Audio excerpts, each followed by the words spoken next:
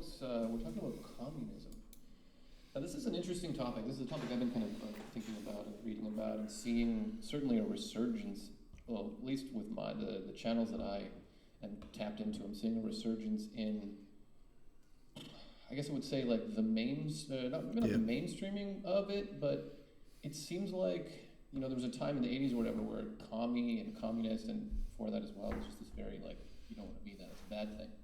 And slowly over time, it's like, I don't know what it is exactly, but it seems like the general view on the concept is really softened, and now with a lot that's going on in the world, I'm seeing a lot of like, I guess, reinvigoration of people being interested in these ideas.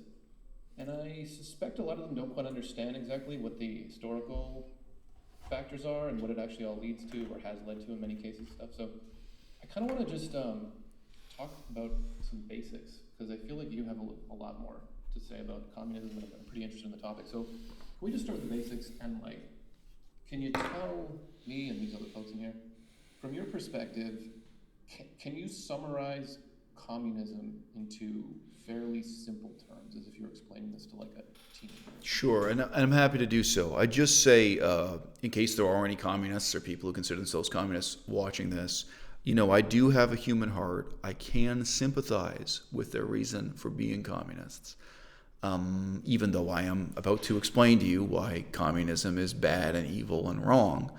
There's a documentary right now on Netflix about a cult group, and I haven't seen the documentary, but in the promo for it, what they mention again and again is that the reason people had for joining this cult, the reason they had for believing in this cult, was that they wanted to make the world a better place. They were trying to do good. And so the particular cult is called Nexium. I've heard that a lot from people who joined Scientology, and then Scientology destroyed their lives.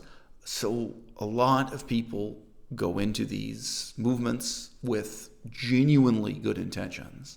It doesn't mean it's a good movement. It doesn't mean what they did afterward was good. So I'm not impugning, I'm not insulting anyone's intentions. Even if some of you have literally signed up for and joined, communist parties, I know the types of intentions people had when they first got involved. And in the case of my own parents, obviously they were old enough that they remembered World War II and the Vietnam War.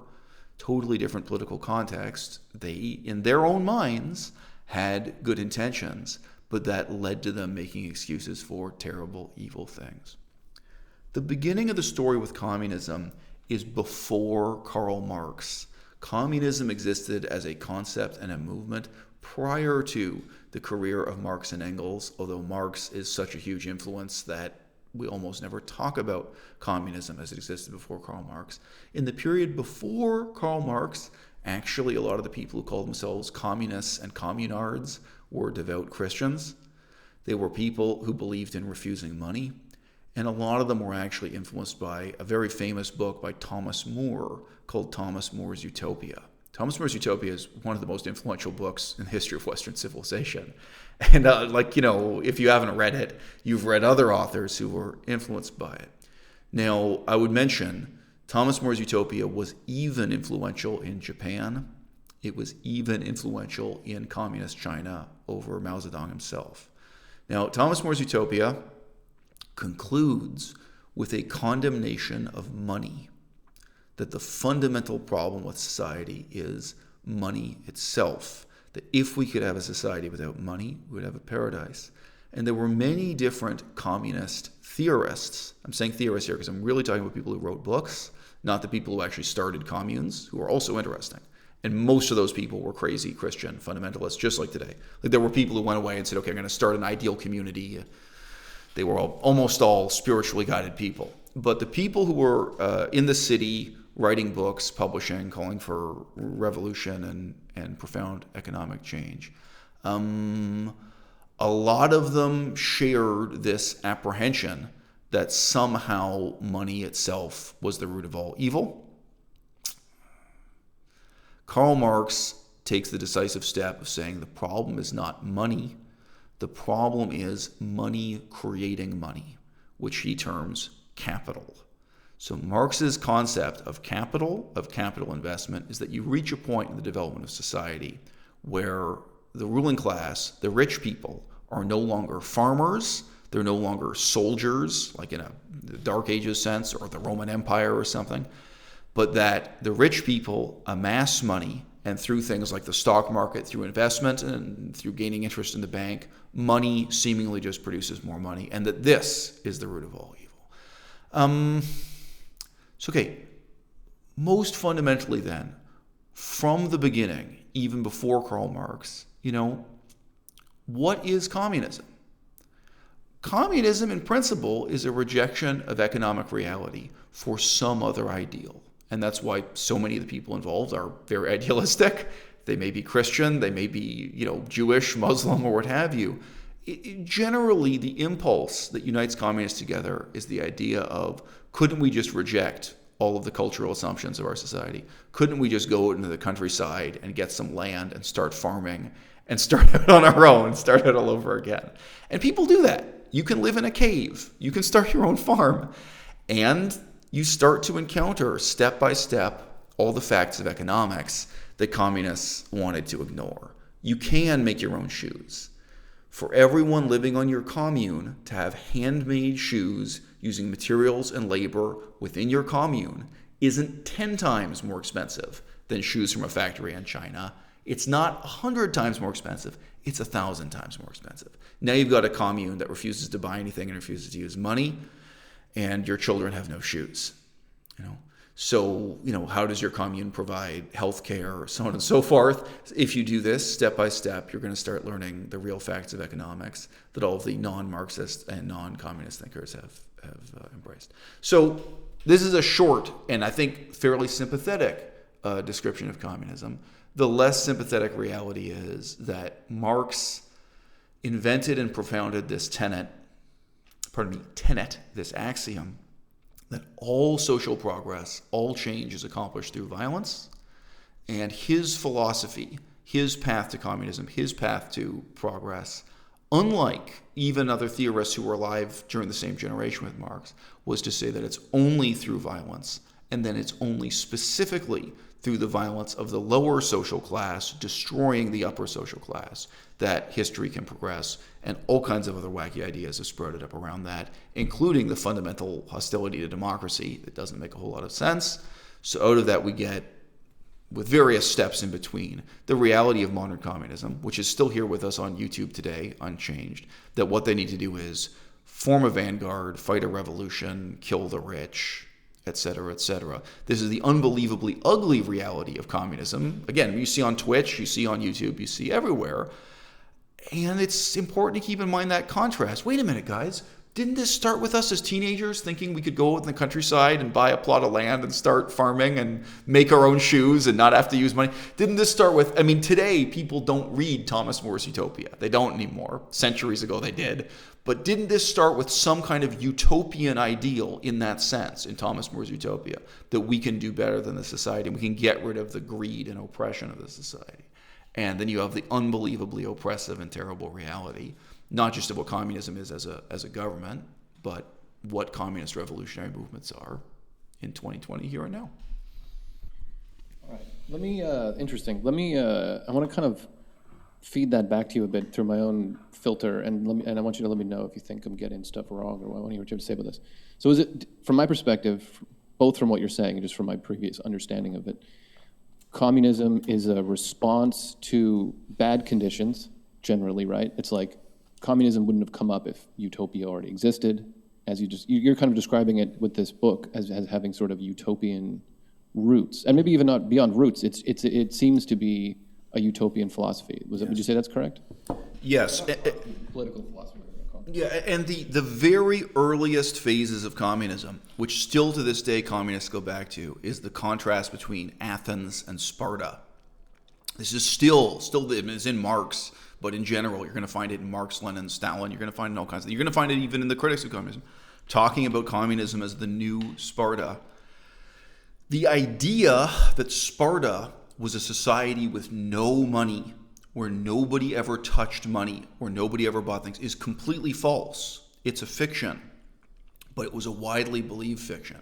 And the idea that whereas Athens had democracy, but it was a society built on commerce and greed and democracy, it was kind of the capitalist democracy, but that Sparta represented something pure, uncontaminated by the use of gold coins and this kind of thing, that there was this alternative way to build a society.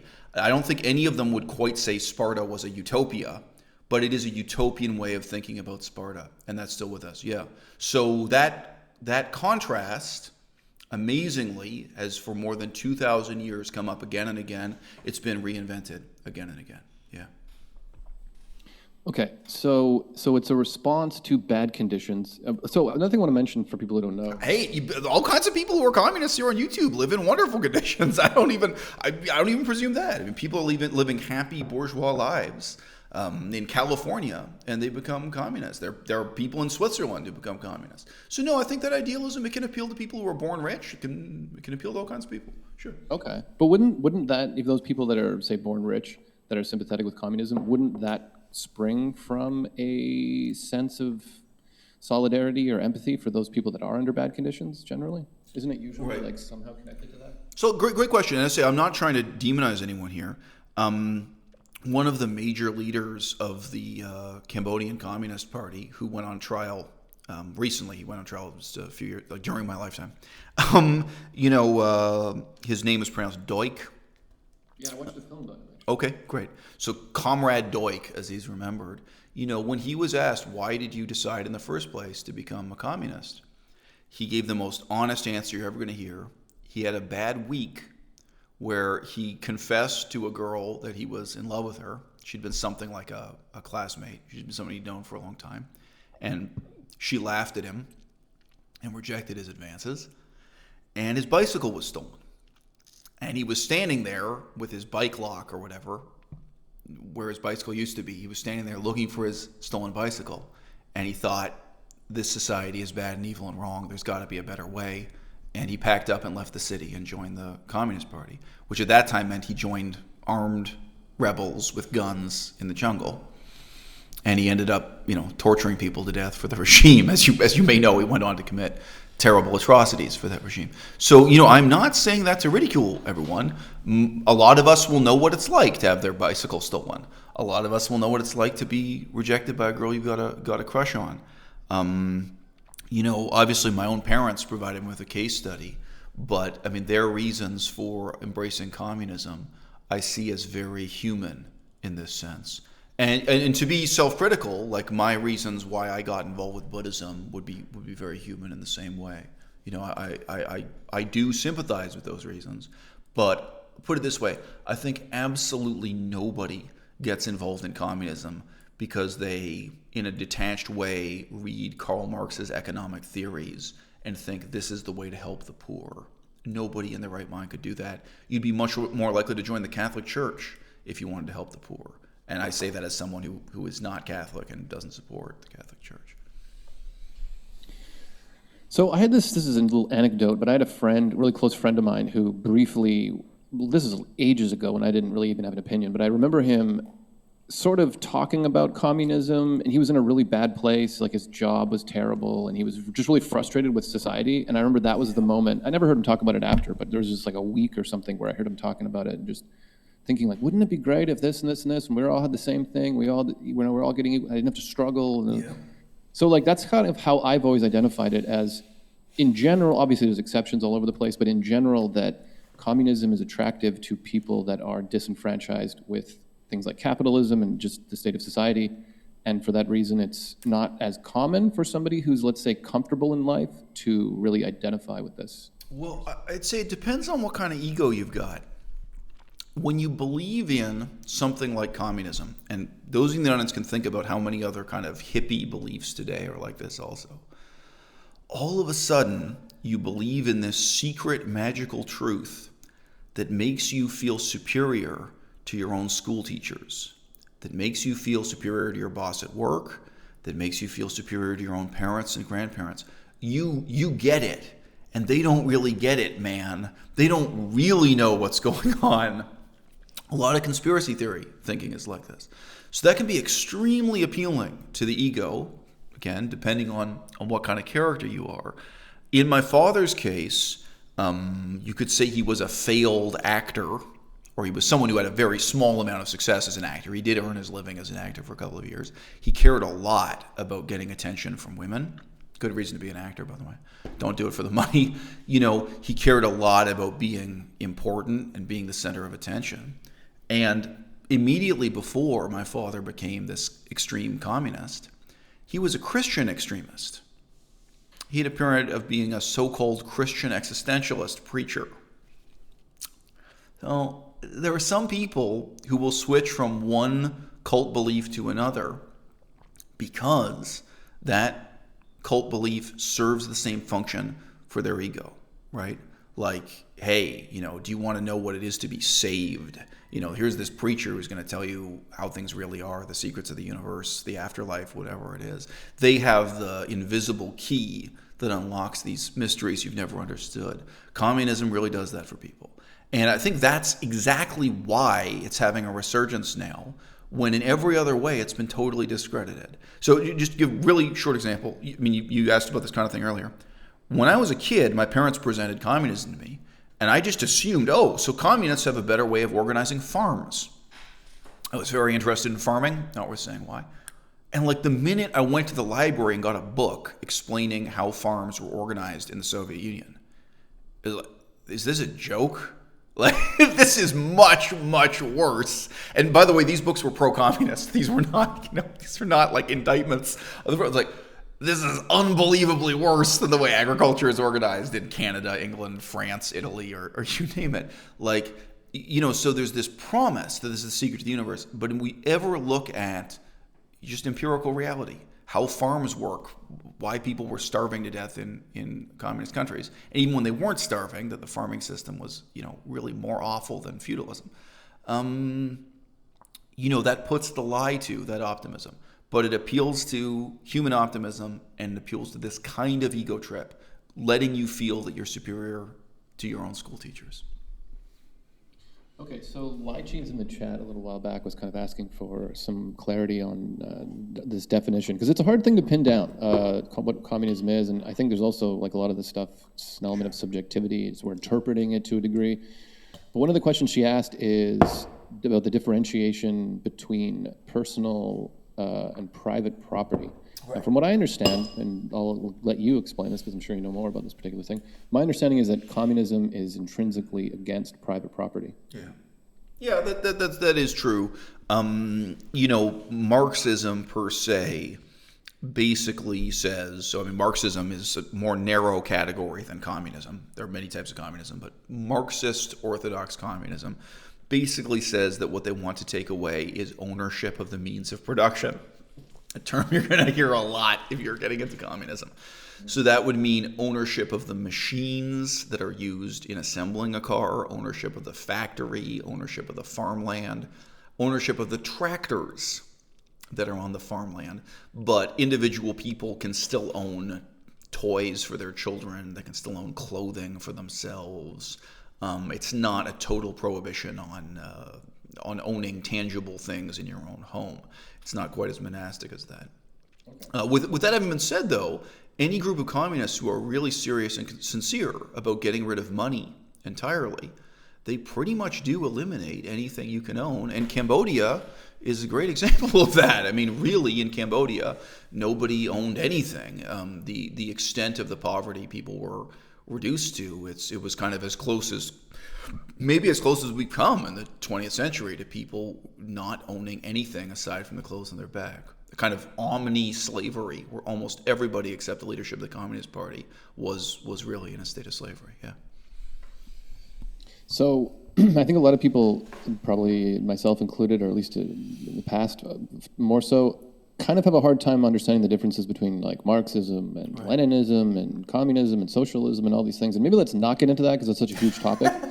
So let's just make it clear that we kind of have to generalize a bit, I think, when we're talking about this stuff. Like you've kind of mentioned like strict Marxist communism, these other things. But do you think you could somewhat succinctly explain Marxism versus communism versus socialism?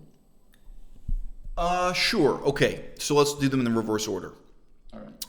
Socialism is about debating where we draw the line between the public sector and the private sector. So in some countries right now, if you pick up a phone and make a phone call, many countries around the world, the actual phone service is provided by the government. So this is to say the government actually built the wires that connect your phone call to other people. You are using a government service. You may even get a phone bill from the government, or it could be provided to you for free. In many countries around the world, you may be getting electricity provided to you by the government. You may be getting water, healthcare. Many, many things are in the public sector sphere. And let's be clear, public means government. That's what it means. So it's kind of a euphemism to say public sector instead of government sector or state sector, or another really blunt term is the command economy. All right, now why is it command? Because ultimately it tends to resemble the way the military is run. If the government has its own electricity company, it's not that different from working for the military, working for the government's electricity company, as opposed to working for a private company. So again, within Canada, even within the last 50 years, a lot of those things have shifted around. What things are public utilities, government, what things are. So socialism fundamentally and simply is a debate about where do you draw that line. Communism, really by definition, means that you want to draw the line as far as possible to one side of the chart, as far as possible to the left, I guess you could say, so that almost nothing is private sector. Now, again, as I just mentioned, Marxists will say, hey, you can still own clothes, you can still own toys for your kids, you can still do stuff in your private life, but they would not, a communist, by definition, does not want private ownership of a car factory, a tractor, anything like that. So when you start with the definition of socialism, so right now in the United States of America, a socialist like Bernie Sanders is saying, hey, he wants to move the line so that the whole healthcare system becomes government. It's now debatable. I'm not going to get into the details of exactly what Bernie Sanders is promising, because anyway, that is probably the reality of what Bernie Sanders promises, even if he doesn't really say that. And fair enough. Many countries in Europe, they have moved the line where healthcare is a government service. And then to see communism as putting the line all the way over. And then I think, very simply, Karl Marx is just one author, but he is the single most influential author, in the development of modern communism. I mean, who today is really talking about Louis-Auguste Blanqui? So Louis-Auguste Blanqui, while Karl Marx was alive, he said, they are the real communists.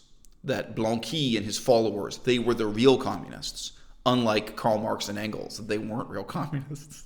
It's an interesting quote. So there were other communist leaders with other ideas about communism and who were also going out and making revolution. Louis-Auguste Blanqui, he spent a lot of his time in prison. And he ended up dead, but I guess all of us do eventually anyway. So there were other names, there were other people you can read.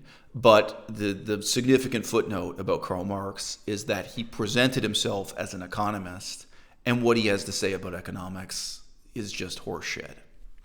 I think that's a relatively succinct answer. Okay, interesting. So I want to give like a breakdown of my understanding of what happened with the Russian Revolution as just like a case study to what happens with communist revolutions. And I want to get your perspective if I'm summarizing, if you think I'm summarizing it accurately, if you think I'm missing something. Because this is something I've been pretty interested in lately, the Russian Revolution.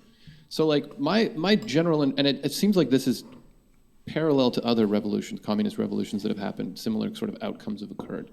But my understanding is that it starts with discontent, and in Russia it was sort of the oligarchy, I think you would say, just sort of the powers that be at the time, where it was like a monarchy mixed with some sort of pretty totalitarian government, I think, and we didn't have a lot of freedom. You weren't allowed to practice politics openly, for example. There's all these restrictions. It was a very repressive society. A lot of reason to look for a utopian ideal, and then slowly this Karl Marx stuff and the communism started bubbling up, and the idea was, look at these capitalists and these rulers being such assholes.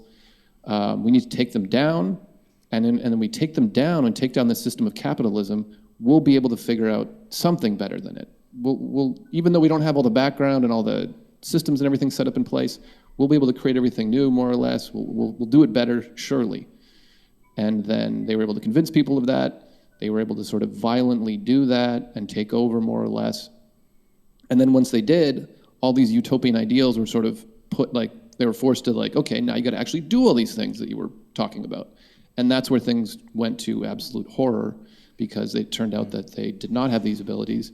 And so it led to sort of administrative catastrophe, let's say, all of these multitudes of examples, famines and what have you. Right. Various classes were demonized and murdered and all these things, and replaced with less competent people, which led to sort of long-term economic and human catastrophe. And similar sort of stuff has happened in other countries. That's just my brief understanding of, it's really summarized, of Russia. And again, I think it parallels a lot of other sort of communist revolutions that I've looked at. But I wonder, am I getting stuff wrong from your perspective? Yeah, I would disagree with the first chapter of what you said in terms of the origins. I don't think we disagree much with the disaster that comes after in chapters 4, 5, and 6 or whatever. But maybe the first 3 chapters I would disagree with you about. In many, many ways, the decades leading up to the revolution were a very optimistic time in Russia. The sense in which they were not an optimistic time can be summarized with one word: war. So Russia was involved in a series of really terrible wars. Actually, you know what? Keeping all the way real, war and genocide. So there's genocide going on too, which is kind of another story. But with the significant exception of war and genocide, it was a period of tremendous optimism about the future. And keep in mind, the world was a small place. It wasn't difficult for Russians to go back and forth between their own rather backward country and places like Germany and France. And they really could see how quickly they could catch up with where Western Europe was already at. And the technology, the pace of technological change was tremendous at that time. Russia also had this unimaginably enormous empire stretching all the way east of Vladivostok and beyond. We never forget they had a land border with Japan and so on. So no, there was a time of tremendous optimism in many, many ways, and you could even say that optimism led into the transition to communism. However, they had a problem with losing wars. And at that time, the main war they were losing was the one with the Germans, but they also had war with Poland and many other aggressors. Certainly, their problems with Japan never ended until the end of World War II. So they had war with Japan, they had wars to control Korea with China. So it was this enormous empire. They had wars about the control of Alaska and Hawaii. There were Russian colonies in Hawaii. This was an unbelievable world empire that's forgotten.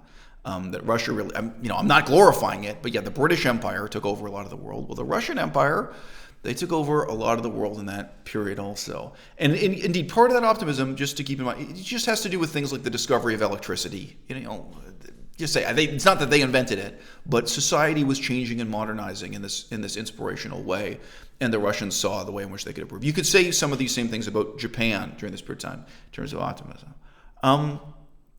What you can never forget is this. Before the Bolsheviks took over, there were elections, and the Bolsheviks lost. So even Wikipedia will give you the election results. So there was all this optimism. They deposed the royal family of the Tsar, and then they had this transition, relatively peaceful transition, considering they were at war continuously during this time. They had this transition to having democracy, elections, and a parliament. And the winner of the elections was called the Socialist Revolutionary Party. They were a far-left party, but not as extreme as the Bolsheviks, not violent communists, not insane Marxists. They were socialists, and you can tell from the name, they weren't even moderate socialists, they were far-left socialists. The whole history of Russia would be different if Lenin, Vladimir Ilyich Lenin, could have just accepted his role as one of the minority parties in politics and sat in parliament and gave speeches and debated what the future of Russia could be. But that's not what they did. The Bolsheviks hunted down and murdered every single member of parliament. They hunted down and murdered everyone who voted to support the Socialist Revolutionary Party, who were a very large percentage of the population. the unbelievable violence of what's normally referred to as the Russian Civil War rather than the Russian Revolution. Really, it's the same thing, or two periods of time in the same thing.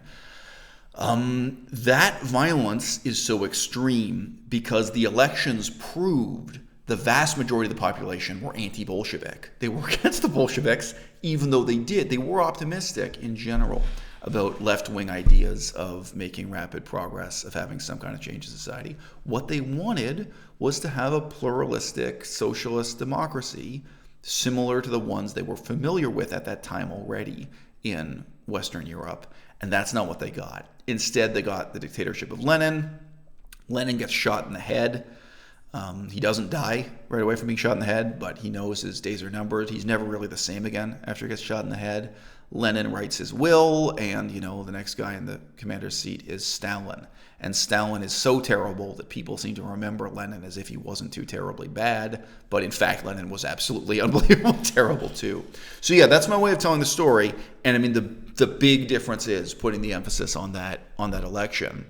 And the election tells you a lot about communism and the way in which it is based on the refusal to accept the vote of 50% or 51% of the population. And it's accepting the violence of having a small minority force everyone else into a totalitarian system run by communists. So me and you know the sort of aftermath. I don't know who's watching right now, but for those who don't, once this regime, Stalin and his regime sort of took over. So the Bolsheviks, for those who don't know, Bolsheviks was the party at the time that took over. Eventually, the Bolsheviks became just the Communist Party, I believe. They continued using both terms, but yeah, sure. Bolsheviks or the Communist Party, yeah, sure. So like a lot of horrible things happened, but I mean, one of the biggest ones was the collectivization of agriculture. Yeah. So there was this, correct me if I'm wrong here, but there was this notion that they needed to like jump forward technologically, and that the way to do that was let's collectivize all agriculture in Russia. Let's kind of put all the farms together essentially and control them like from the top down rather than them having independence. Yeah.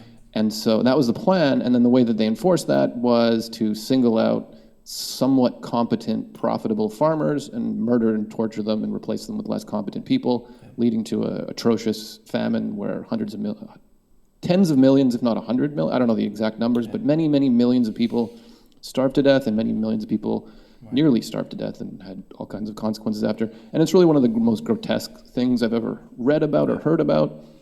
And yet nobody seems to know about it in just modern day Canada and America. So what I'm leading to, well, let me start there. Did I get anything horrendously wrong? No, I agree. I think we agree on chapters 4, 5, and 6. We agree with that stuff, yeah. By the way, I didn't disagree with... I know. It was really like a lack of communication, because I guess... Sure. No, it's a huge challenge. To summarize something this enormous is a huge challenge, and I don't think anyone else summarizes it the same way I summarize it. I have total respect for you. Go on, yeah.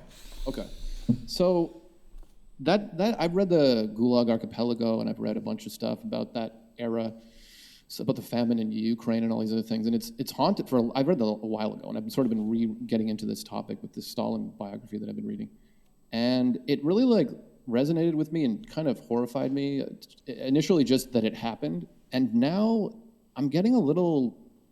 I guess like, do you see any what I'm getting to is, do you see any parallels to that Russian Revolution and the events preceding it to what's going on in America right now?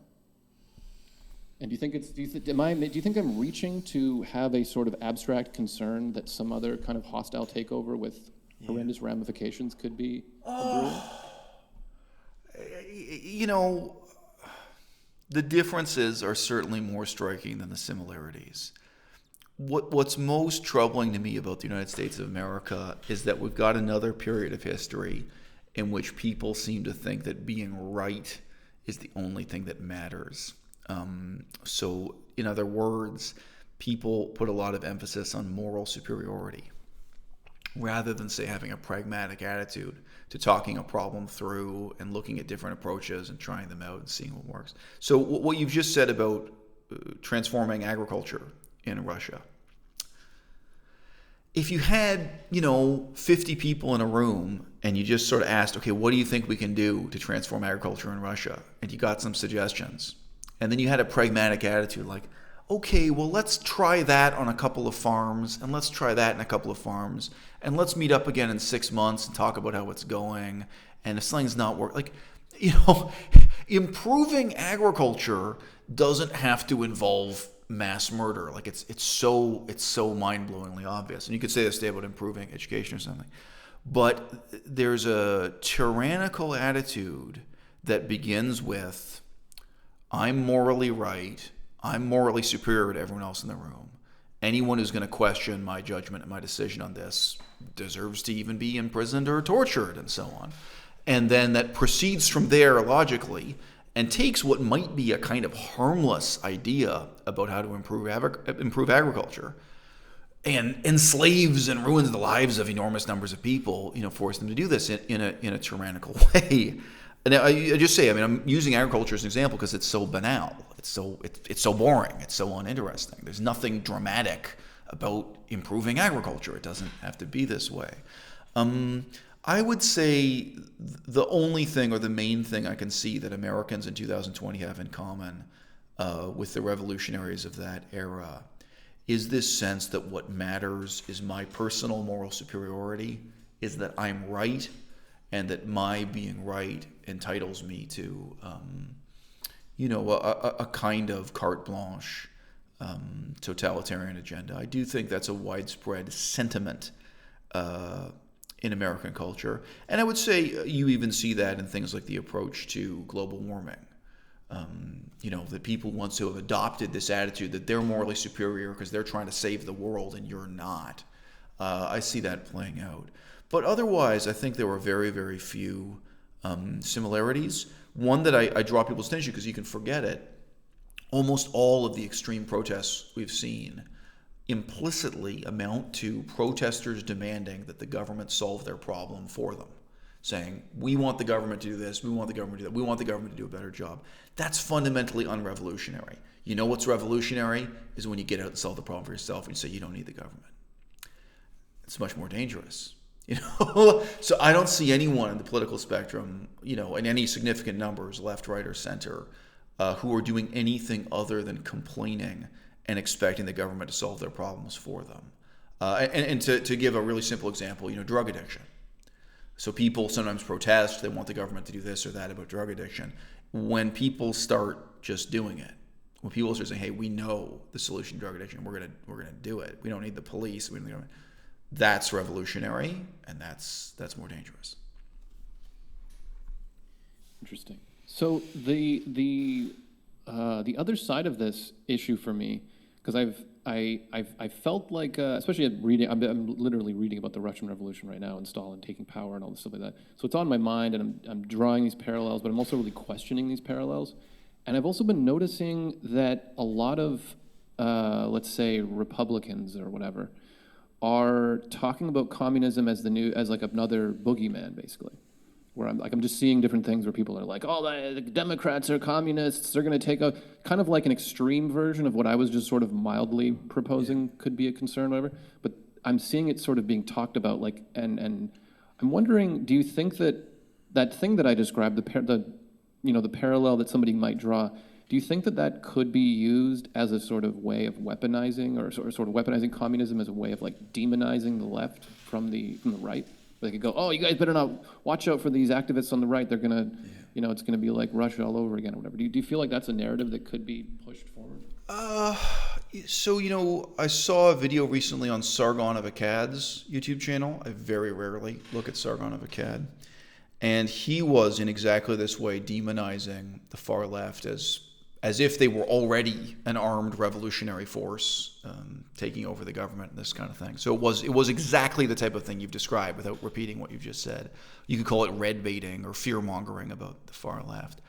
And the example he gave to prove his point, a quote from a live stream, I think it was on Twitch, of a group of these communists who are pretty famous on YouTube. It was 4 people talking while playing the massively multiplayer online game Fall Guys.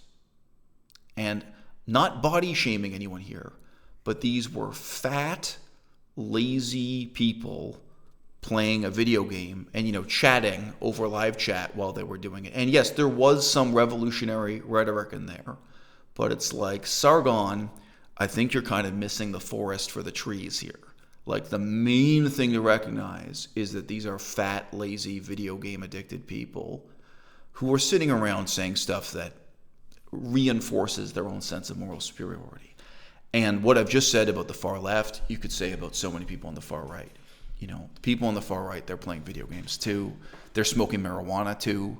They're doing cocaine and sleeping with prostitutes and living this life of total self-indulgence. Like I mentioned, part of what made Cambodia so violent is just that Buddhist background. And to come back to Duch, whose story you've already known, Comrade Duch, who went on to torture huge numbers of people. That was his job. He was a full-time professional torturer, whatever you want to say. When he made that decision, somebody stole his bicycle and he thought that's the last straw. He's going to go and join the revolution. He came from a cultural background and personal background where he thought he could put on a backpack and walk barefoot into the jungle and really live with personal hardship, really sleep under a mosquito net. I have some experience in that climate, in those jungles, sleeping under a mosquito net. I remember a friend of mine who was a Buddhist monk said, what white people don't understand is that the forest is not quiet here. There's the noise of wild animals all night. The animals are really active through the night in the tropics, But, just that kind of resolution, just that image of being a man who's willing to go and live in a cave, that did draw on the Buddhist background. And I'm not saying it's a good thing. I mean, it's part of why it was so violent or so extreme. The people I see, whether on the left or the right, they're soft. And they're soft because they were addicted to video games. They were addicted to drugs. This is their life. This is who they really are. I don't put that on as like a footnote. I think that's integral to who they are. And that makes a lot of those debates, just seem kind of silly and ridiculous, in my honest opinion. Okay. So that kind of leads me to the next question, which is kind of about there's so many different issues going on right now. Big issue, we don't even the election, there are things, all these kind of talking points in relation to it, healthcare and a million different things that a lot of people are talking about. And I feel like it's hard for the average person to distinguish which of these issues are important and which of these are just kind of almost just PR, just people kind of inserting things into the narrative or into the news cycle or whatever. So I wonder, from your perspective, we've kind of just identified, in your opinion, the far left extremists, let's say, you don't consider them to be too much of a threat due to their general softness. What do you think is a threat? What are you concerned about? Out of all these things going on, what do you sort of prioritize as one of the major issues that you're kind of looking at with a bit of worry? Yeah, so look, this would be a great one to do as a final question, because this is perfect. This perfectly brings us back to the first questions you asked me. What I'm worried about is stasis. What I'm worried about is complacency. What I'm worried about is conformities. What I'm worried about is the perpetuation of the status quo. So I have friends who ask me this kind of question, and some of them kind of ask me, what do you think the worst case scenario is if Trump gets reelected? And I sit back, for me, the worst case scenario is that everything stays the same. For me, because as I said at the very beginning, I am a dissident. I am a radical. In many ways, I'm more radical than Bernie Sanders. I'm not a status quo person. Politically, I'm just a very pragmatic, down-to-earth person. I'm not an idealist. I'm not an ideologue. But the kind of pragmatic change I want is connected to my profound dissatisfaction with society. So just to give a really brief example, because it may seem too abstract, some people complain university is a ripoff. Very common sense. Right. But I am someone who is not just complaining when I say university is a ripoff. University is an experience at the core of the formation of people's identity in this society. They're putting them on their career path. It changes people's lives. And I see the university system as something that is changing people's lives for the worse, that is kind of bankrupting society as a whole, that is making beggars of us all. I think the university system is a ripoff, but I really want to do something about it. I don't want to just smoke marijuana and play video games, right? I mean, it may seem shallow, but if you really actually want to change the education system, when you really actually want to change the world, then you start to become a dissident. So for me, the greatest danger is that nothing changes. When I did an evaluation, this is now 4 years ago, something like that, 3.5 years ago, when I did an evaluation of the Trump tax cuts, there were all these left-wing people who were saying that the Trump tax cuts were so terrible, there was such an economic disaster that was going to bring about the downfall of American democracy. And I did the math. I have a background in both political science and economics. And looking at the numbers, I said, nope, that's wishful thinking. The Trump tax cuts, they're bad, but they're not bad enough to change anything. Like you can have the Trump tax cuts and everything can keep on going the same way it's been before.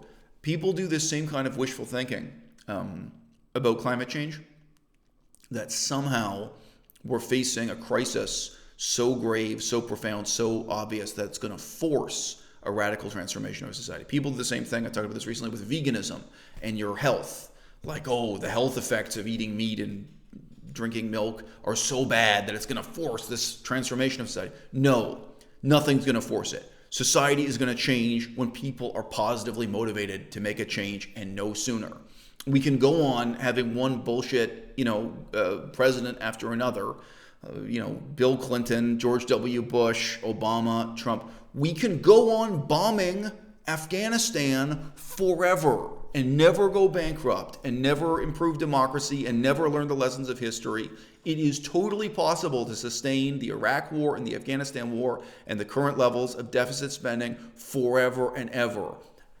The revolution isn't going to happen by itself. Like there isn't some powerful force that's going to transform our society. You and I, we now watching this YouTube video, we have to make the change.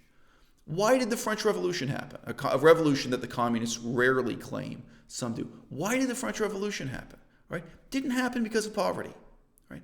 The so-called poor people in Paris were the most privileged people in all of France. France itself was the wealthiest, most opulent country in all of Europe. Economically, everything was going great. The French Empire was doing better and better. The French Revolution happened in the way that it did, when it did, because people actually had new ideas. They actually had new ideas and aspirations to make a better society,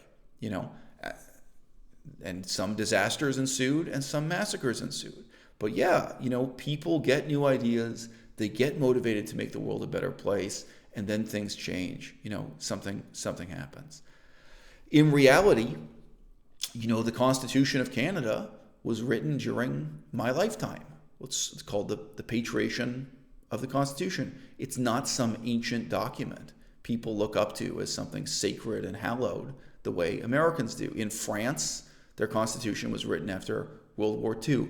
But we have these deeply conformist attitudes that nothing can change, that no better society is possible, not even to the extent of being willing to look at Denmark and Switzerland. It's already radical to say, hey, we have something we can really learn from Denmark, we can do something better, to look at these examples, or Japan, or Taiwan, and say, hey, there's something we can learn from other countries and other cultures. We really can fundamentally do better for our citizens, and we can do better people. So no, for me, the greatest threat to the status quo is just the continuation of the status quo. We can have another president like George W. Bush or like Obama, who fundamentally changes nothing at all. You can't look at the systems we have in place right now, whether Parliament or United States Congress, to bring about this kind of change. We have to look to ourselves. And by my own definition, as I've already said, that does make me a radical, that does make me a dissident, that does make me someone who is perhaps a little bit more dangerous than Bernie Sanders. That doesn't have to be the last question. If you want to end it there, it's great. Or if you want to switch topics, I'm happy to talk about anything at all.